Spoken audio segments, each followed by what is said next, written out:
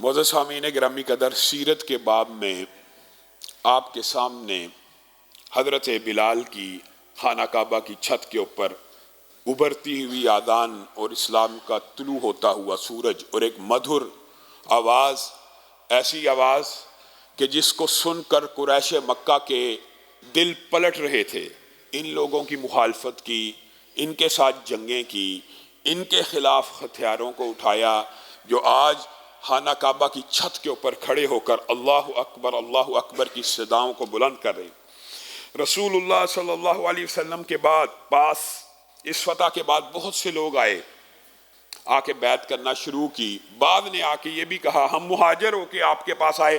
رسول اللہ صلی اللہ علیہ وسلم نے کہا نہیں، ہجرت بند ہو گئی۔ فتح مکہ کے بعد اب کوئی مہاجر ہو کے نہیں آئے گا، لیکن یہاں یہ بات سمجھنے کی ضرورت ہے، یہ وہ ہجرت بند ہوئی جو مکہ کے مظالم سے تنگ آ کے صحابہ کیا کرتے تھے۔ اس کا مطلب یہ نہیں ہے کہ قیامت تک کے لیے ہجرت کا باب بند ہو گیا، نہیں، صحابہ میں سے جنہوں نے ہجرت کا مرتبہ پانا تھا انہوں نے پا لیا۔ صحابہ میں سے جو مہاجر ہونا چاہتے تھے وہ ہو گئے، اور ان کو جو بلند رتبے قرآن پاک میں اللہ نے دے دیے کہ فتح مکہ سے پہلے والے اور فتح مکہ کے بعد والے چاہے صحابہ ہی کیوں نہ ہو برابر نہیں ہو سکتے۔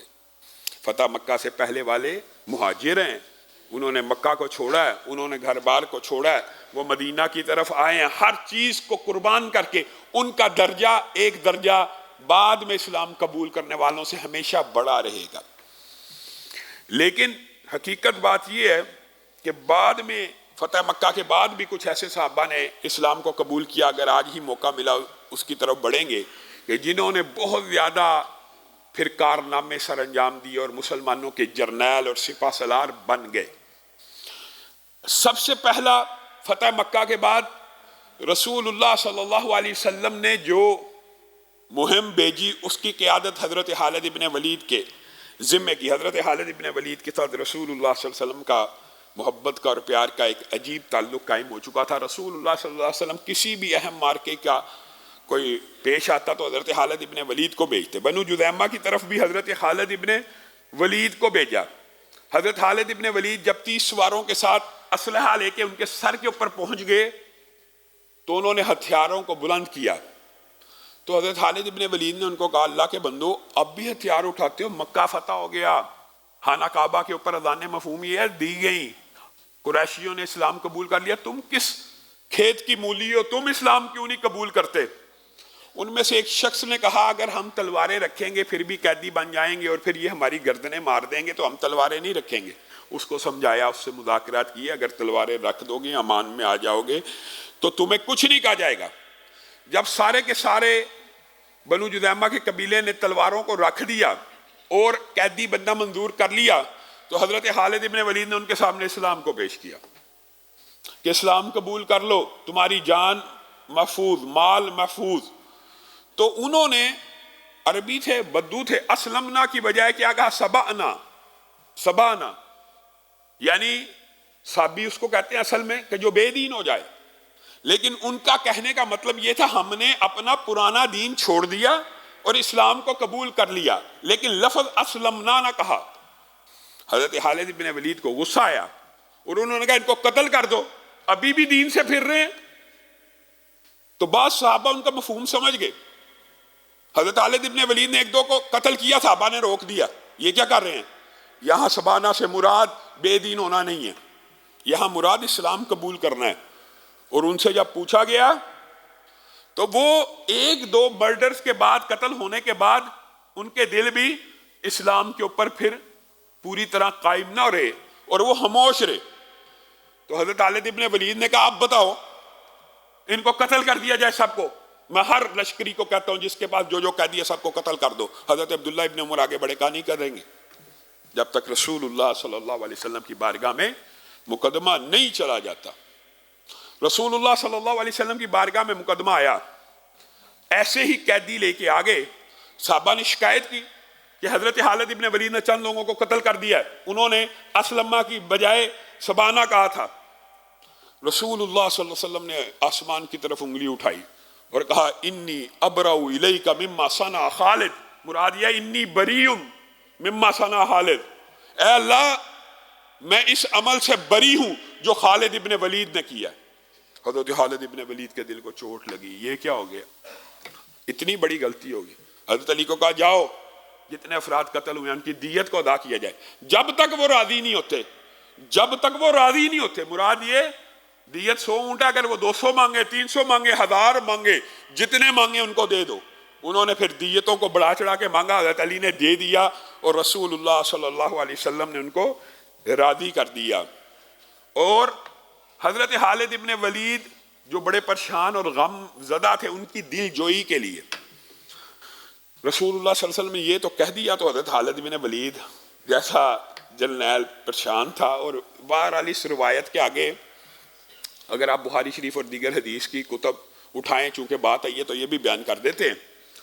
عبد الرحمن ابن عوف کے ساتھ بھی حضرت خالد ابن ولید کی تلہی ہوگی اور کافی سخت ہو گئی، تو رسول اللہ صلی اللہ علیہ وسلم نے حضرت خالد کو وہاں پہ بھی ڈانٹا۔ تو حضرت خالد 2 ڈانٹے کھا چکے تھے، پہلی اس بات پہ، دوسری رسول اللہ صلی اللہ علیہ وسلم کی یہ جو حدیث ہے نا، اس موقع کی ہے، اور رسول اللہ صلی اللہ علیہ وسلم نے صحابہ ہی کو صحابیت کا مقام سمجھانے کے لیے کہا۔ اگر صحابہ کی موجودگی میں صحابیت کا مقام سمجھایا جا رہا تو بعد میں آنے والوں کی کیا حیثیت اور اوقات ہے۔ حضرت خالد کو کہا میرے کسی صحابی کو برا بلا مت کہنا۔ حضرت خالد کو کہہ رہے ہیں، خود بھی وہ بھی صحابی ہیں اور جرنیل ہیں اور عظیم ہیں، اگر ان میں سے کوئی ایک اٹھے اور آدھ ہاتھ جو یا چاول کے خرچ کرے تو بعد میں آنے والے چاہے احد پہاڑ جتنا سونا چاندی ہیرا جواہرات خرچ کر دیں، میرے صحابی کے آدھ ہاتھ کو نہیں پہنچ سکتا۔ یہ حدیث اس موقع کے اوپر بعد مورخین اور مفسرین نے کہا حضرت خالد ابن ولید کی اس بات پہ تلہی ہوئی، بعد نے کہا تلہی کسی اور بات پہ بھی۔ بہرحال یہ وہ موقع تھا جب حضرت خالد ابن ولید سے یہ غلطی ہوئی، اور یہ ان کا اجتہاد تھا، اور انہوں نے یہ سمجھا کہ یہ بے دین ہو رہے ہیں، کوئی ان کی نیت ایسی نہیں تھی۔ تو حضرت خالد ابن ولید کو 2 مرتبہ جب ڈانٹ پڑ گئی تو ان کی دل جوئی کے لیے رسول اللہ صلی اللہ علیہ وسلم نے شرک کا سب سے بڑا اڈا، اب یہ بیت اللہ فتح ہو گیا، مکہ فتح ہو گیا، رسول اللہ نے جو پہلا کام کیا، کیا کیا؟ حضرت خالد ابن ولید کو کہا کھڑا ہو جا، اٹھ، عرب کا سب سے بڑا بت عزا، اس کو جا کے توڑ کے آ، نیست و نبود کر دے، شرک کے اڈے کو مٹا۔ اور یہی اسلام کا حاصل ہے کہ جب اللہ رب العزت مسلمانوں کو اقتدار دے دے، قوت نافذہ دے دے، تو سب سے پہلے شرک کے اڈوں کو مسمار کیا جائے گا۔ جہاں پہ غیر اللہ کی پرستش اور پوجا پوری دیدہ دلیری سے اللہ رب العزت کے سامنے، غیر اللہ کی پوجا اور پورے دیدہ دلیری سے مسلمانوں کے سامنے ہو رہی ہو، تو پھر مسلمانوں کے پاس اگر قوت نافذہ موجود ہو تو اس کو ہاتھ سے روک دیا جائے، اور یہی رسول اللہ صلی اللہ علیہ وسلم کا طرز عمل ہے۔ ہاں اگر قوت نافذہ نہ ہو تو پھر ابلاغ کرنا ہے، پھر تبلیغ کرنی ہے، پھر زبان سے روکنا ہے۔ جا خالد، عرب کے سب سے بڑے بت اور سب سے زیادہ پرستش جس کی جاتی ہے، عزا کو توڑا۔ حضرت خالد ابن ولید گئے اور جا کے کہا کفرانک لا سبحانک انی رأیت اللہ قد اہانک، یہ شعر پڑھیں، کفرانک لا سبحانک انی رأیت اللہ قد اہانک۔ آج وہی خالد ابن ولید جو کچھ عرصہ پہلے انہی بتوں کی پوجا کیا کرتے تھے، رسول اللہ نے ان کو اعزاز بخشا، آج تیرے ہاتھ سے اس کو گرایا جائے گا۔ گئے، لشکر کشی کی، توڑ پھوڑ کی، اچھی طرح ملیا میٹ کر دیا، اور کہا تیرا انکار ہوگا، تسبیح اللہ کی بیان ہوگی، اور میں دیکھ رہا ہوں اللہ نے تجھے ذلیل کر کے رکھ دیا۔ ہماری عقل پہ بھی کیسا پردہ تھا۔ مفہوم یہ ہے کہ ہم تیری پوجا کیا کرتے تھے۔ واپس آئے، رسول اللہ صلی اللہ علیہ وسلم نے کہا حل رأیت شیئا، کیا تو نے کوئی چیز دیکھی ہے؟ حضرت خالد نے کہا نہیں، گرا تو آیا ہوں، ہر چیز توڑ پھوڑ تو کر آیا ہوں، چیز کوئی نہیں دیکھی۔ فَإِنَّكَ، بس واپس لوٹ جا، ارجع، واپس لوٹ جا، تو نے کسی چیز کو تباہ نہیں کیا، ابھی عزا موجود ہے۔ یہاں سے اس حدیث کے اندر سے ایک بہت بڑا فقہ کا چیپٹر نکلتا ہے، اس کو مختصر آپ کے سامنے رکھیں گے۔ حضرت خالد واپس گئے غصے سے، پہلے غصہ 2 دفعہ کی ڈانٹ کا، اب لشکر کشی کر کے آئے ہیں، تو رسول اللہ نے کہا فَإِنَّكَ لَمْ تَصْنَعْ شَيْءٍ، آپ نے کوئی چیز نہیں کی، واپس لوٹ جائیے، ناکام آئے ہیں۔ حضرت خالد ابن ولید غصے سے واپس پلٹے، اب کی مرتبہ عزا کے جو مجاور تھے ان کو سمجھ آ گئی کہ کسی نبی اور پیغمبر نے بھیجا ہے جن کو اصل معاملے کی حقیقت کا پتہ ہے۔ وہاں پہ حضرت خالد ابن ولید نے جب جا کے للکارا اور مجاوروں کو پکارا اور کہا میں تمہیں نیست و نبود کر دوں گا، تو ایک عورت لمبے بال، ننگی، جسم کے اوپر کوئی کپڑا نہیں، اونچی لمبی کالی، دوڑتی ہوئی باہر آئی۔ مجاوروں نے کہا اس کو کانا کر دیا جائے، ہم ساری زندگی ہمارے آباء و اجداد آپ کی پوجا کرتے رہے، آج وقت آگے ہماری مدد کرو اور اس کو کانا کر دو۔ حضرت خالد ابن ولید آگے بڑھے اور عزا کی گردن کو اس کے تن سے جدا کر دیا۔ تو رسول اللہ صلی اللہ علیہ وسلم کے پاس آئے، کہا اب چیز بھی دیکھی ہے، اب ایک عورت کو بھی دیکھا ہے اور اس کی گردن کو تن سے جدا بھی کر دیا۔ تو رسول اللہ صلی اللہ علیہ وسلم نے فرمایا تلک ہی العزا، یہی وہ عزا تھی مراد۔ یہ بات یہاں پہ آپ نے رک کے سمجھنی ہے، شرک کے جتنے اڈے پہلے دن سے لے کے قیامت تک جتنے اڈے بھی شرک کے چلتے ہیں وہ جنات، کہانت، جادوگروں کی جادوگری کے بغیر نہیں چل سکتے۔ یہ بت کے اندر جنات، اور یہ بھی جننی تھی، جو چھوٹے موٹے آپ شعبدے دیکھتے ہیں نا شرک کے اڈوں کے اوپر، میرا یہ کام کر دیا جائے، اگر آپ نے میرا کام کرنا ہے، اگر میری حاضری قبول ہو گئی ہے تو میری جوتی کو الٹا دیا جائے، پلٹا دیا جائے، وہ واپس آتے ہیں الٹی پلٹی ہوتی ہے۔ یہ جو چھوٹے چھوٹے شعبدے ہوتے ہیں، اگر ہے تو یہ کر دیا جائے، وہ چھوٹا سا اشارہ مل جاتا ہے، اگر ایسا ہے تو ایسا کر دیا جائے، وہ چھوٹا سا اشارہ مل جاتا ہے۔ یہ سارے کا سارا کام کون کر رہا ہوتا ہے؟ جنات، شیاطین، تاکہ شرک لوگوں کے دلوں میں راسخ ہو جائے، اور ابلیس کے یہ ایجنٹ اور کرندے لوگوں کو اور ابن آدم کو اور اولاد بنی حضرت آدم کی ساری اولاد کو اس راستے پہ ڈالنے کے لیے یہ کام کرتے ہیں۔ لیکن اگر کوئی یہ سمجھتا ہے یہ اولاد بھی دے سکتے ہیں، بگڑی بھی بنا سکتے ہیں، دیگر اشیاء بھی کر سکتے ہیں، ہرگز نہیں۔ چھوٹی موٹی چوری کر کے آپ کے جیب میں شاید 500,000 روپے ڈال دیں، چھوٹی موٹے کام جوتی کو سیدھا الٹ کرنا، اس طرح کے معاملات کر دیں گے، لیکن بگڑی نہیں بنا سکتے، اولاد نہیں دے سکتے۔ یہ شرک کے سارے اڈے ان جنات، ان کہانت، ان جادوگروں کے ذریعے چل رہے ہوتے ہیں۔ اور یہ جو چھوٹی موٹی باتیں آپ سمجھتے ہیں، اور یہ بات بھی یاد رکھیے، پہلے بھی کہیے، کاہن بھی جو آپ کو یہ بات بتلاتا ہے نا آپ گھر سے یہ کھا کے آئے ہیں، تو وہ آپ کے جن سے پوچھتا ہے، اس کے پاس اپنا جن ہوتا ہے کہ یہ کیا کھا کے آیا، ماضی کی باتیں بتا دیتے ہیں، بندہ حیران رہ جاتا ہے، اوہو یہ بڑا پہنچا ہوا بزرگ ہے، یہ بڑا پیر ہے، اس کو تو یہ بھی پتا ہے میں ابھی یہ کھا کے آیا ہوں، اس کو تو یہ بھی پتا میں نے بچپن میں یہ کیا، اس کو تو یہ بھی۔ بھائی آپ کے ساتھ جو جن ہے 24 گھنٹے جو قرین ہے آپ کے ساتھ ہے، اس کو آپ کے ایک ایک عمل کا پتہ ہے۔ وہ اگر کسی دوسرے کے جن کو بتلا دے اور اس کے ساتھ اس کا جن ہم کلام ہوتا ہو، اور یہ ایک طریقہ کہانت کا، کاہن کہتے ہیں اس کو جس سے اس کا جن اور قرین ہم کلام ہوتا ہے، اور یہ سلسلہ بڑا طویل ہے، اور اپنے جن سے جو ہم کلام ہونے کے طریقے ہیں وہ بڑے غلیظ اور گندے ہیں۔ وہ تب ہم کلام ہوتا ہے جب اس کو آپ آزاد کر دیں کہ تیری ڈیوٹی مجھے جہنم میں لے کے جانے کی ہے، میں ایسا گندا عمل کرتا ہوں کہ میرا جہنمی ہونا یقینی ہو جائے، تو وہ پھر اس سے ہم کلام ہو جاتا ہے، ٹھیک ہے تو نے میرے لیے آسانی کی ہے، میں تیرے لیے آسانی کروں گا۔ یہ ایک سلسلہ کہانت میں چلتا ہے۔ اب اپنے جن سے پوچھ لینا کہ یہ اس کے جن سے پتہ کرو یہ کیا کھا کے آیا ہے، یا اس نے ماضی میں کیا کیا۔ یہ ولی اللہ نہیں ہوتے، یہ کاہن اور جادوگر ہوتے ہیں، بے ایمان ہوتے ہیں، اور ہماری عقل کے اوپر ایسا پردہ، یار میں فلاں ولی کے پاس گیا، فلاں پیر کے پاس گیا تھا، اس نے مجھے بتلا دیا کہ میں جب 5ویں کلاس میں تھا یہ واقعہ ہوا، جب 10ویں میں تھا یہ واقعہ۔ وہ بہت بڑا کاہن ہے، وہ بہت بڑا شیطان ہے، ماضی کی باتیں تو بتلا سکتا ہے، آنے والے ایک لمحے کی خبر بھی نہیں ہے۔ اور یہ واقعات کہانت کے حوالے سے علماء کے بڑے موجود ہیں۔ اسی طرح ایک کاہن کے پاس ایک عالم گئے، انہوں نے ان کو کہا آپ نے 7ویں میں یہ کیا، 8ویں میں یہ کیا۔ انہوں نے کہا مجھے پتہ ہے میں نے کیا کیا کیا ہے، تو یہ بتا میں تجھے تھپڑ ماروں گا کہ نہیں، اگلی بات بتا، پچھلی نہ بتا۔ تو اس طرح کی باتیں مناظرانہ انداز میں علماء لوگوں کو سمجھانے کے لیے کیا کرتے ہیں۔ خیر، عزا کو جب قتل کیا، اس کے بعد رسول اللہ صلی اللہ علیہ وسلم نے سعد بن زید کو، دیکھیں رسول اللہ صلی اللہ علیہ وسلم نے انتخاب کیسا کیا۔ عزا کے قتل کے لیے خالد بن ولید اور منات کے قتل کے لیے سعد بن زید کو چنا، یعنی جو قبیلہ پہلے ان کی عبادت کیا کرتا تھا انہی کو چنا جا رہا۔ جاؤ اوس حضرت کا یہ بہت بڑا بت ہے، اور اس کے علاوہ عرب کے بہت سے قبائل منات کی آپ کو پتہ پوجا کیا کرتے تھے، اور ان کے بارے میں اس کا عقیدہ اتنا راسخ تھا کہ جو منات کی جگہ سے، بت کی جگہ سے احرام کو باندھا کرتا تھا وہ صفا مروہ کی صحیح بھی نہیں تھا کیا کرتا، کہ بس منات سے چونکہ احرام کو باندھا ہے اس لیے اب صفا مروہ کی صحیح بھی معطل ہو گئی ہے۔ تو اللہ رب العزت نے اور رسول اللہ صلی اللہ علیہ وسلم اسلام قبول کرنے تک یہی طرز عمل تھا۔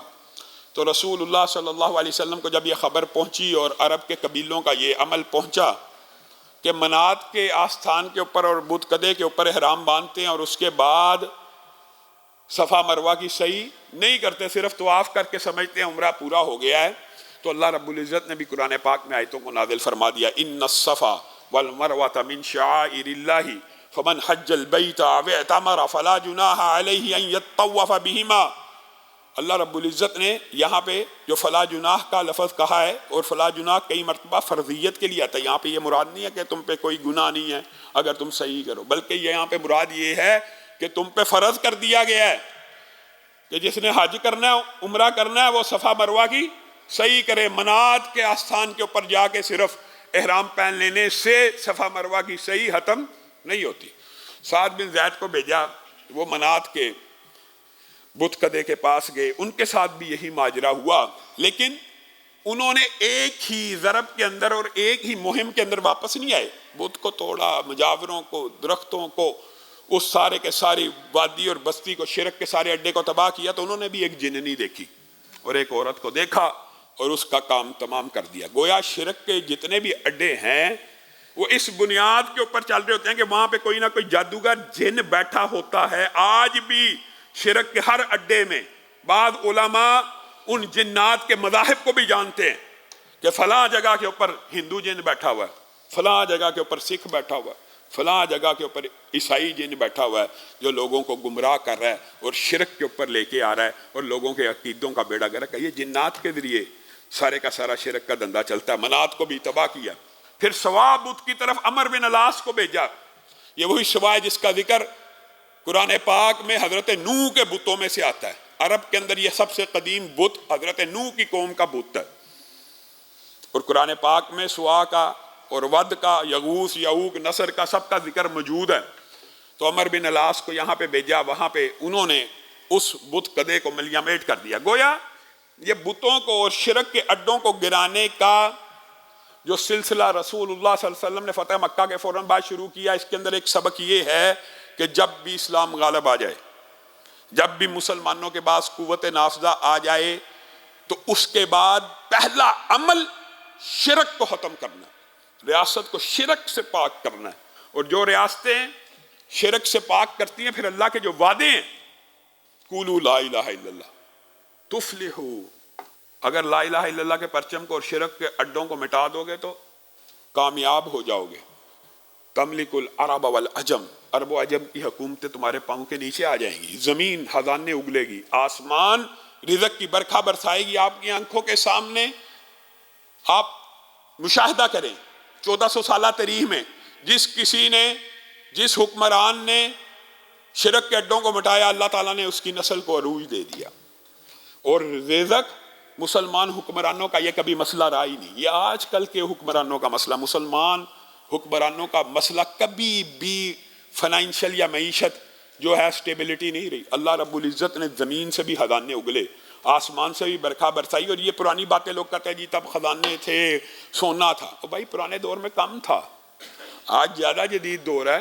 آج دیکھیے سعودی عرب میں یا خلیج ممالک میں جہاں پہ شرک کے اڈوں کو مسمار کر دیا گیا اور توحید کے پرچم کو لہرا دیا گیا، زمین نے خزانے نہیں اگلے، آسمان سے رزق کی بارشیں نہیں ہوئی۔ یہ اللہ کا وعدہ قیامت تک کے لیے ہے۔ جب شرک کے اڈوں کو مٹا دیا جائے گا، زمین پہ اللہ کا نظام نافذ کر دیا جائے گا، تو آسمان سے بھی رزق آئے گا، زمین بھی خزانے اگلے گی۔ آپ حیران رہ جائیں گے۔ ابھی میں جب عمرے میں ہی تھا، مجھے اطلاع ملی کہ مدینہ سے صرف 100 کلومیٹر دور دنیا کا سب سے بڑا سونے کا ذخیرہ دریافت ہو گیا۔ اللہ تعالیٰ ان کی مدد کر رہا ہے، کیونکہ انہوں نے اپنی ریاست کے اندر توحید کے پرچم کو اٹھایا ہوا، توحید کے اوپر کوئی کمپرومائز نہیں، حدود اللہ کا نظام نافذ ہے۔ ایک حد کو قائم کرنے سے، رسول اللہ کی حدیث ہے، آسمان سے پے در پہ 40 دن اور بعض روایات میں 40 سال رحمت کی بارش ہو، زحمت کی نہیں۔ تو اتنی برکتیں نہیں اترتی جتنی ایک حد زمین کے اوپر اللہ کی قائم کرنے سے اترتی. تو جہاں پہ ہر روز چور کے ہاتھ کاٹے جا رہے ہوں, قاتل کو قصاصاً قتل کیا جا رہا ہو, وہاں پہ اللہ کی رحمتیں اترتی ہیں. اور یہ آنکھوں دیکھے مشاہدے ہیں. جس ریاست نے توحید کے پرچم کو اٹھایا وہ پھر پھلی اور پھولی اور اللہ نے مدد کی. ہاں جب توحید کو چھوڑ دیتے ہیں تو پھر زوال آنا بھی شروع ہو جاتا ہے. یہ اللہ رب العزت نے ایک سسٹم بنایا ہوا ہے. بہرحال رسول اللہ صلی اللہ علیہ وسلم کے یہ اعمال اس بات کے اوپر دلالت کرتے ہیں کہ مسلمانوں نے جب بھی ریاست, اسٹیٹ اور قوت نافذہ ملے تو پہلا عمل جو کرنا ہے وہ شرک کے خلاف کرنا. یہاں پہ رسول اللہ صلی اللہ علیہ وسلم بڑی کثرت سے سبحان اللہ و بحمدہ استغفر اللہ و اتوب الیہ پڑھنا شروع ہو گئے. سبحان اللہ و بحمدہ استغفر اللہ و اتوب الیہ, سبحان اللہ و بحمدہ, یعنی چلتے پھرتے ہر وقت زبان کے اوپر یہ جملے ہیں. امی عائشہ نے پوچھ لیا اے اللہ کے رسول یہ کیا ہے؟ پہلے اس کثرت سے نہیں تھا ہوتا. مراد یہ نہیں کہ پہلے رسول اللہ ذکر نہیں تھے کیا کرتے یا اللہ کی تسبیح یا حمد نہیں تھے بیان کیا کرتے. تو رسول اللہ صلی اللہ علیہ وسلم نے کہا اے عائشہ اللہ نے مجھ سے ایک وعدہ کیا تھا, اللہ نے, اور اللہ نے کہا تھا تمہاری امت میں جب ایک نشانی ظاہر ہو جائے تو تم نے کثرت سے تسبیح بھی پڑھنی ہے, حمد بھی بیان کرنی ہے, استغفر اللہ بھی کہنا ہے اور توبہ بھی کرنی ہے. اور وہ نشانی اللہ رب العزت نے غیر قرآن وحی کر کے جیسے بھی رسول اللہ تک پہنچائی وہ الگ بات ہے, لیکن اس وحی کا ایک حصہ قرآن پاک میں بھی نازل فرمایا. اذا جاء نصر اللہ والفتح ورأيت الناس يدخلون في دين الله افواجا فسبح بحمد ربك واستغفر انه كان توابا. یہ وہ صورت ہے جس کے اندر اللہ رب العزت نے رسول اللہ کو حکم دیا کہ جب تم دیکھو, یہ جو نشانی کا ذکر حدیث میں موجود ہے اس کی ٹرانسلیشن قرآن کی آیت میں موجود ہے, جب تم دیکھو کہ لوگ اللہ کے دین میں غول در غول, جوگ در جوگ, فوج در فوج داخل ہو رہے ہیں, فسبح بحمد ربک, تو پھر اللہ رب العزت کی تسبیح بھی بیان کر اور اس کی حمد بھی بیان کر اور توبہ بھی کر. اللہ کے رسول کو توبہ کرنے کی ضرورت آئی تھی لیکن اللہ کے رسول کو حکم دیا جا رہا ہے استغفر اللہ بھی کر. تو رسول اللہ ایسے تابعدار نبی ہیں کہ اللہ رب العزت نے جو 4 الفاظ اس صورت میں نازل کیے رسول اللہ کی زبان پہ جاری ہو گئے, سبحان اللہ و بحمدہ استغفر اللہ و اتوب الیہ. کیسی پیروی ہے, ایک لفظ بھی نہیں چھوڑا کہ کہیں اللہ کا جو حکم آ گیا اس کے اندر ذرہ برابر بھی. یہ اطاعت ہوتی ہے, یہ فرما برداری ہوتی ہے کہ رسول اللہ صلی اللہ علیہ وسلم نے پورا وظیفہ بنا لیا کہ جو اللہ نے صورت میں حکم دیا. اور یہی وہ صورت ہے جس کے آ جانے کے بعد ایک اور واقعہ وہ بھی آپ کے سامنے رکھیں گے, لیکن آپ بتائیں کہ وہ تبلیغ آپ کے ذہن میں کیا بات آتی ہے؟ وہ تبلیغ جو رسول اللہ صلی اللہ علیہ وسلم 20 سال سے کر رہے ہیں اس کا وہ نتیجہ ظاہری طور پہ اتنا تیز رس نہ نکلا جتنا فتح مکہ کے بعد تبلیغ کا نتیجہ نکلا. اس کی کیا وجہ ہو سکتی ہے؟ اس کی ایک بہت بڑی وجہ محدثین مفسرین نے یہ لکھی ہے. بنیادی طور پہ عرب کے سارے قبیلے بیت اللہ کا احترام کیا کرتے تھے اور بیت اللہ کو ایک مقدس جگہ سمجھا کرتے تھے اور آپس میں ڈسکشن رسول اللہ کی تبلیغ کے دوران کیا کرتے تھے کہ اس کو اور اس کی قوم کو چھوڑ دو, اگر یہ اپنی قوم کے اوپر غالب آ گیا تو یہ سچا نبی ہوگا. بعض لوگوں کا عرب قبیلوں میں یہ پہلے سے بات مشہور اور ٹریول تھی. اور دوسرا موقف عرب قبیلوں کا کیا تھا؟ وہ یہ تھا جس کی وجہ سے اچانک آپ سوچتے ہوں گے فتح مکہ پہ 10,000 تھے, 3 سال کے اندر 1.25 لاکھ کیسے کراس کر گئے؟ اس کی بہت بڑی وجہ یہ تھی. دوسرا جو عربوں کے اندر عقیدہ پایا جاتا وہ یہ تھا یہ وہ عظیم گھر ہے, یہ وہ بیت اللہ ہے, یہ اللہ کا اتنا بلند مرتبہ گھر ہے کہ اصحاب فیل نے اگر حملہ کرنے کی کوشش کی تو اللہ نے آسمان سے ابابیلوں کو نازل کیا. اور یہ ان کی آنکھوں دیکھا واقعہ, یعنی ان کے آباء و اجداد نے اپنی آنکھوں سے دیکھا ہوا تھا اور بچوں کو بتلایا ہوا تھا کہ آسمان سے پتھر برسے اور وہ ہاتھیوں کا لشکر تباہ و برباد ہو گیا. یہ اتنی عظمت کا گھر ہے جب عرب میں یہ بات پھیلی کہ اس گھر کے اوپر رسول اللہ صلی اللہ علیہ وسلم نے لشکر کشی کر کے جنگ کر کے فتح حاصل کی ہے اور اپنے ایک غلام کو اس کی چھت کے اوپر کھڑے ہو کے اذانیں دلوائی ہیں، تو پورے عرب نے اسلام کو قبول کرنے کا ارادہ کر لیا کہ اس گھر کو اللہ تعالیٰ تنہا نہیں چھوڑ سکتا، اس کی حفاظت تو اللہ نے تب کی تھی، گویا اگر اب نہیں کی تو یہ سچے نبی ہیں۔ تو یہ بات ٹریول ہوئی ہے عرب میں بہت تیزی کے ساتھ کہ رسول اللہ نے بیت اللہ کے متولی بن گئے، رسول اللہ بیت اللہ کے اوپر آ چکے ہیں۔ تو یہ بات ایک بہت بڑی انقلابی قدم، یہ بات بھی ثابت ہوئی کہ جو ان کے درمیان یہ بات تھی کہ اس کی اور اس کی قوم کو تنہا چھوڑ دیا جائے، اگر یہ غالب آ جائیں گے۔ اور اسی صورت کے حوالے سے چونکہ بات آئی ہے تو بات مکمل کیے دیتے ہیں۔ حضرت عمر کے اوپر ایک اعتراض صحابہ بدری بزرگ صحابہ تھے، کیا کرتے تھے، عمر آپ اتنے بزرگ اور لائق فائق صحابہ کو اپنے ساتھ بٹھاتے ہیں اور ان سے مشاورت کرتے ہیں، یہ جب بھی عبداللہ ابن عباس آتے ہیں آپ ان کو کہتے ہیں آپ بھی آ جائیے اس مجلس میں، وہ بچہ ہے، کل کے بچے کو ہمارے 60 70 سال کی عمر کے بزرگوں کے سامنے آپ بٹھا دیتے ہیں اور آپ اس کو ہماری مجلس میں شریک بھی کرتے ہیں اور اس سے مشاورت بھی کرتے ہیں، وہ کل کا بچہ ہے، ہمارے بھی بچے ہیں، ان کو تو نہیں بلاتے، ان کو تو ڈانٹ ڈپٹ کے مجلس میں داخل ہونے کی اجازت نہیں ہوتی، تو عبداللہ ابن عباس کا اتنا احترام کیوں کیا جاتا؟ حضرت عمر نے کہا میں کسی دن تمہیں بتلا دوں گا کہ یہ کون ہے، اور لوگ کہانیاں بناتے ہیں چچا عباس کی حضرت عمر سے لڑائی تھی، یہ کہانی ہے، یہ کون ہے میں تمہیں کسی دن بتلا دوں گا۔ پھر ایک دن عبداللہ ابن عباس کو کہا آج میری مجلس میں آنا، وہ آئے، حضرت عبداللہ ابن عباس کو پتہ لگ گیا آج کوئی امتحان ہے، صحابہ سے پوچھنے لگے اذا جاء نصر اللہ والفتح کی جو صورت نازل ہوئی تھی اس کے بارے میں کیا کہتے ہو؟ بڑے بڑے جید صحابہ بیٹھے ہوئے ہیں، کہنے لگے یہ اللہ رب العزت کا ایک پیغام ہے کہ جب بھی انسان کو فتح ملے، جب بھی انسان کامیاب ہو تو اللہ کی تسبیح اور حمد کو بیان کرے، یہ بات درست ہے۔ اس صورت میں یہ مفہوم پوشیدہ تھا کہ جب بھی تم دیکھو، آپ کے اور میرے لیے بھی ہے، جب بھی ہمیں کوئی کامیابی ملے اللہ کی تسبیح بیان کی جائے، اللہ کی طرف سے حمد بیان کی جائے، اپنی غلطیوں کا اعتراف کیا جائے، استغفر اللہ کہا جائے۔ حضرت عمر مسکرانا شروع ہو گیا، کہا مزید کچھ نہیں۔ عبداللہ ابن عباس کو کہا بتا تیرا اس صورت کے بارے میں کیا خیال ہے؟ عبداللہ ابن عباس کہنے لگے اس بات کے علاوہ بھی اس صورت میں ایک بات کا اشارہ ہے۔ کہا کس چیز کا؟ کہا رسول اللہ صلی اللہ علیہ وسلم کے دنیا سے چلے جانے کا، رسول اللہ صلی اللہ علیہ وسلم کے فوت ہونے کا۔ حضرت عمر نے کہا اللہ کی قسم تو نے سچ فرمایا، اور صحابہ کو کہا اب تمہیں سمجھ آئی ہے یہ ہماری مجلس میں کیوں بیٹھتا ہے؟ یہ مفسر قرآن ہے، اس کے سینے میں علم قرآن ہے، یہ جو قرآن کی تفسیر بیان کرتا ہے اس کو رسول اللہ کی دعائیں لگی ہیں کہ اس کے سینے کو کھول دیا جائے قرآن کے لیے۔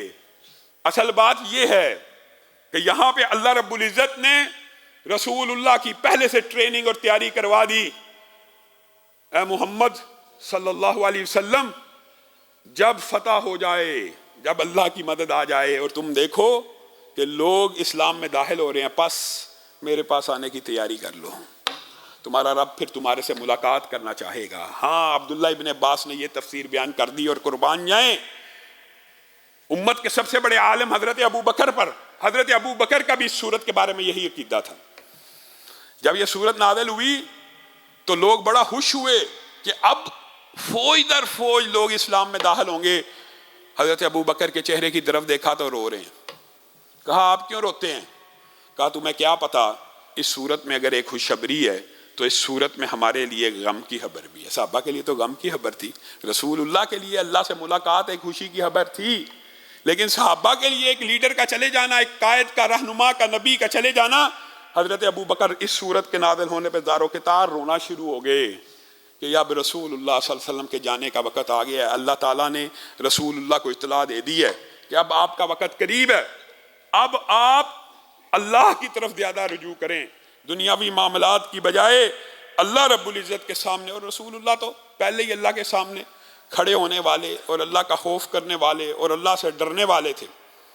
آگے ان واقعات کے بعد جو سب سے اہم واقعہ انشاءاللہ کوشش کریں گے آئندہ آنے والے خطبات میں ان سارے واقعات کا احاطہ کیا جائے۔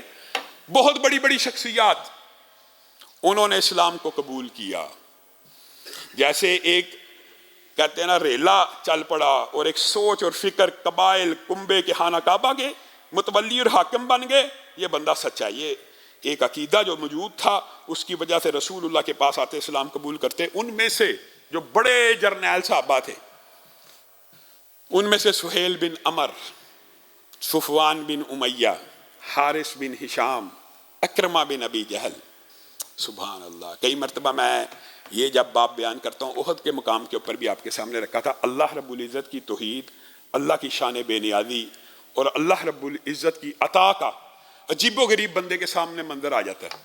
آپ کو پتہ نا یہ تینوں کون ہیں؟ احد میں رسول اللہ صلی اللہ علیہ وسلم کو زخمی کرنے والے، اور اللہ کے رسول زخمی ہونے کے بعد دانت کا شہید ہو جانے کے بعد 1/4 رسول اللہ صلی اللہ علیہ وسلم بھی بے چین ہو گئے، بشری تقاضے کے مطابق کہنے لگے یہ قوم کیسے فلاح پا سکتی ہے، یہ قوم کیسے کامیاب ہو سکتی ہے جو اپنے نبی کو زخمی کرے، اپنے نبی کے اوپر ہتھیاروں کو اٹھائے اور بد دعا کے انداز میں یہ الفاظ کہے کہ یہ کبھی کامیاب نہیں ہوں گے۔ کس کو مخاطب ہو گئے؟ سہیل بن عمر کو، صفوان بن امیہ کو، حارث بن ہشام کو۔ ساتھ ہی آسمان سے آیتیں اترنا شروع ہوگی، لیس لک من الامر شیء، لیس لک من الامر شیء او یتوب علیہم او یعذبہم فانہم ظالمون للہ ما فی السماوات وما فی الارض یغفر لمن یشاء ویعذب من یشاء واللہ غفور الرحیم۔ آپ کو اس بات سے کیا بد دعا کرنے کے پیچھے پڑ گئے ہیں؟ لیس لک من الامر شیء، آپ رک جائیے، آپ کو کیا لگ رہا ہے؟ او یتوب علیہم، اللہ کی مرضی ان کی توبہ بھی قبول کر لے، او یعذبہم، یا عذاب دے، فإنہم ظالمون، ظلم انہوں نے کیا ہے۔ لیکن مفسرین کہتے ہیں اس آیت کا جو بیانیہ اور دباچہ ہے نا، یہاں سے ظاہر ہوتا تھا اللہ کی مشیت یہ تھی ان تینوں نے اسلام کو قبول کرنا، کیونکہ اللہ نے آغاز کہاں سے کیا؟ او یتوب علیہم، یعذب کا ذکر بعد میں کیا گویا، اور پھر آگے جا کے للہ ما فی السماوات وما فی الارض یغفر لمن یشاء، ابتدا کہاں سے کی؟ مغفرت سے۔ عذاب کا ذکر بعد میں کیا، تو گویا اللہ رب العزت نے ان تینوں کا اسلام قبول کرنا تھا جن کے لیے نبی بد دعائیں کر رہے ہیں، وہاں پہ اللہ نے روک دیا۔ خبردار، آپ کو اس بات سے کیا لگے یہ مسلمان ہو جائیں یا ان کو عذاب دے دیا جائے، اللہ کی مرضی ہے۔ تو رسول اللہ اتنے امین نبی ہیں، اتنے سچے دیانت اور ایمانت دار نبی ہیں، ادھر منہ سے ابھی بد دعائیں نکل رہی ہیں جن لوگوں کے لیے، آسمان سے آیتیں نازل ہونا شروع ہوئی ہیں، تو رسول اللہ وہی آیتیں پڑھ پڑھ کے سنا رہے ہیں، اللہ نے مجھے روک دیا، اللہ نے مجھے روک دی۔ یہ بھی تو کہہ سکتے تھے نا کچھ دیر بعد کہ یہ آیتیں نازل ہوئی ہیں، نہیں، اسی وقت جس وقت بد دعائیں نکل رہی ہیں اسی وقت کہنا شروع کر دیا۔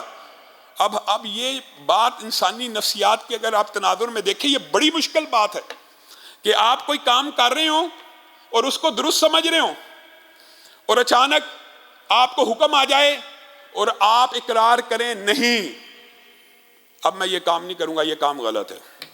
رسول اللہ صلی اللہ علیہ وسلم اسی وقت ان آیتوں کی تلاوت کر کے امت کو بتا رہے ہیں کہ اللہ رب العزت نے مجھے روک دیا اور اللہ رب العزت نے مجھے یہ الفاظ کہے ہیں۔ اب یہ وہ عظیم صحابہ اور جرنیل ہیں کہ جنہوں نے اگرچہ، اور دیکھیے اگر آپ تاریخ اٹھائیں، انہوں نے رسول اللہ صلی اللہ علیہ وسلم کے ساتھ کیسی جنگیں لڑی ہیں۔ سہیل بن عمر ہد کہتے ہیں، ہد، کہ اللہ کی قسم اگر میں اپنے ماضی پہ نظر دوڑاؤں، اسلام قبول کرنے سے پہلے جب امان کے لیے اپنے بیٹے کو بھیجا، انشاءاللہ اسی بات سے اگلے خطبے میں آغاز کریں گے، اللہ کی قسم اگر اپنی زندگی کو دیکھوں تو پوری زندگی رسول اللہ کی مخالفت میں گزر گئی ہے، پوری زندگی، پوری زندگی۔ لیکن یہ وہ عظیم جرنیل صحابہ ہیں کہ جنہوں نے فتح مکہ کے بعد اسلام قبول کیا اور اللہ رب العزت نے ان کو اس کے بعد بھی عزت دی، مقام دیا اور وقار دیا۔ اللہ رب العزت جو کہا گیا، جو سنا گیا، اس کو سمجھنے کی توفیق عنایت فرمائے۔